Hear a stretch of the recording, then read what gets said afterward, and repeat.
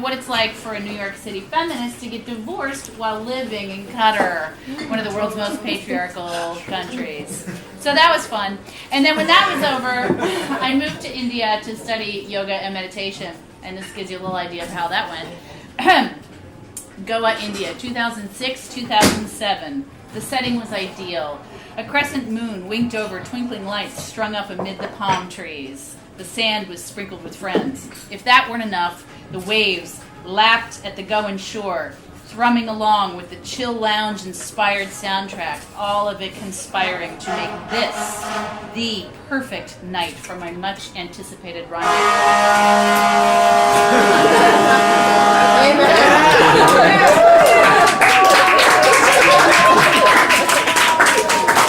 You're getting the idea. Yet as 2006 turned to 2007, time was running out. 10, I heard the countdown begin. Time to find Sean. 9, oh, there he is. 8, with that woman. 7, oh my God. 6, he's kissing that woman. Who is that woman? And then blood filled my ears and the world went dull. What is so wrong with me that nobody wants to be with me? Am I forever consigned to be the one to throw away?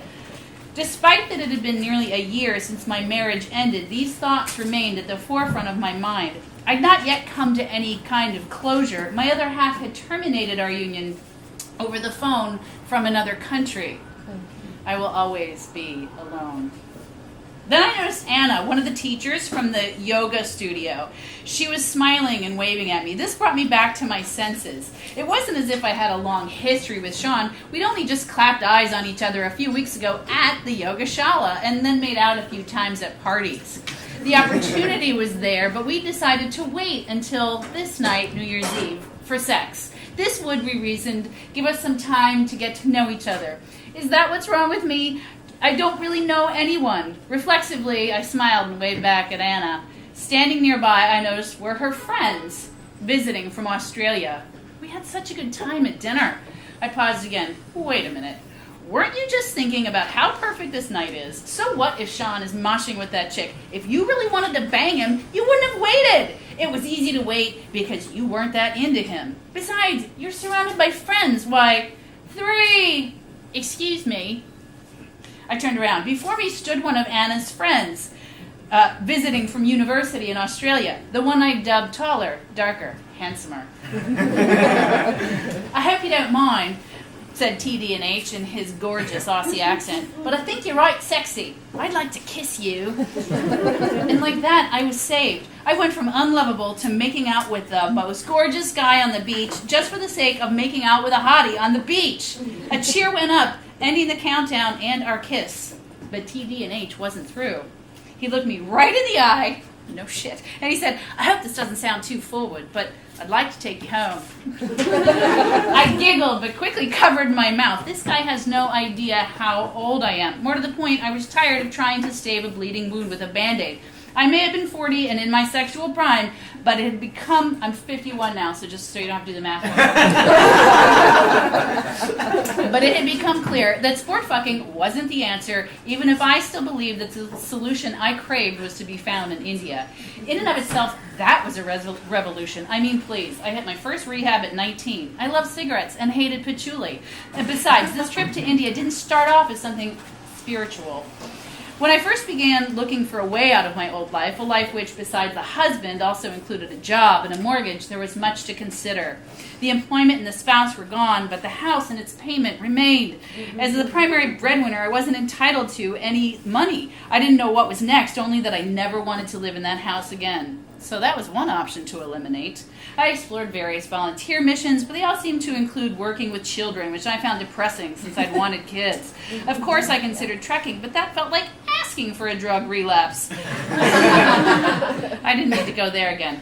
When I found the yoga teacher training course, I hit the trifecta. First, I'd appear to be doing something productive while giving myself a timeout. Of course, I wasn't going to teach yoga. Today I do teach yoga, by the way. Not only that, school gave me a place to be and a deadline. Best of all, living was cheap in India.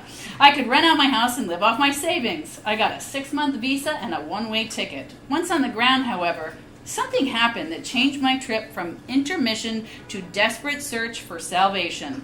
For as long as I could remember, I had been obsessed with smoking. Cigarettes looked glam, they provided a little buzz and created a physical shield. I started when I was 10. The thing was, I was also a little allergic to actual smoke and consequently never smoked all that much. There were people in my life who didn't know I smoked, including at one time a fiancé.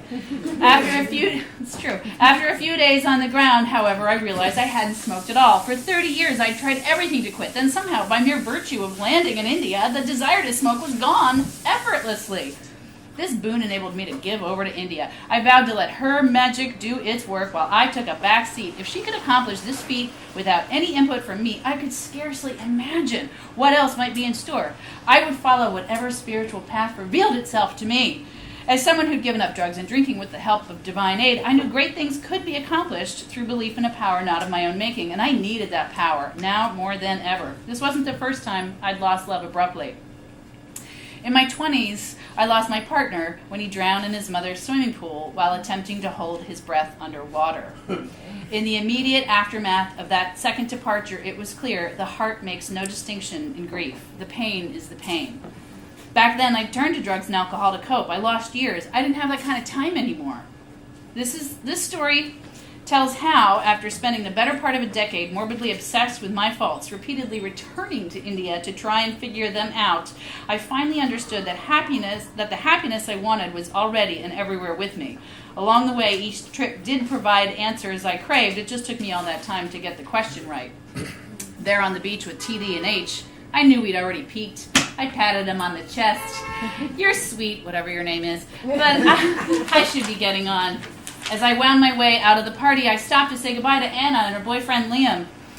For some reason, bragging, I wanted to tell them what had just happened.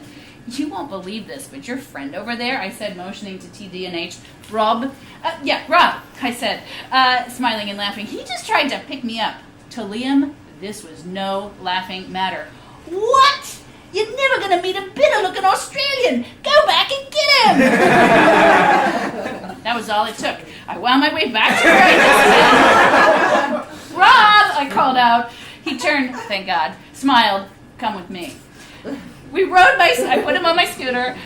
We rode my scooter back to my place where I marveled at, of course he didn't have a vehicle, where I marveled at his body. How do you keep in this shape? This was the part my boyfriend doesn't like. I asked, cricket, he answered proudly. Wasn't cricket a game that involved lots of standing around and tea breaks? How could that level of fitness result? Right, he was all at 20. Besides, the time for talking was over. And when we were done with the time after the talking, neither of us felt any need to pretend. Hey, let's go back to the party.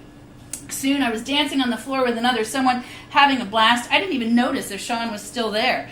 But I did bump into Liam, who gave me a huge grin. You're back? You're a legend! For the first time in a long time, I felt like one. This, then, would be the trip where I learned to take myself less seriously, at least a little bit. I still hate patchouli.